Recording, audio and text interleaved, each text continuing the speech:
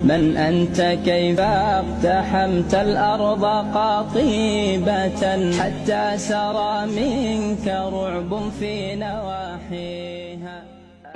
بعد الرفع من الركوع يسجد على ركبتيه أولا، ثم كفيه، ثم جبهته وأنفه، ولا يسجد على اليدين أولا، لأن النبي صلى الله عليه وسلم نهى عن ذلك، فقال: إذا سجد أحدكم فلا يبرك بروك البعير. وبروك البعير يكون على اليدين أولا كما هو مشاهد. كل من شاهد البعير إذا بركت يجد أنها تقدم يديها، فلا تقدم اليدين، فإن الرسول عليه الصلاة والسلام نهى عن ذلك، لأن تشبه بني آدم بالحيوان ولا سيما في الصلاة أمر غير مرغوب فيه. لم يذكر الله تشبيه بني آدم بالحيوان إلا في مقام الذم،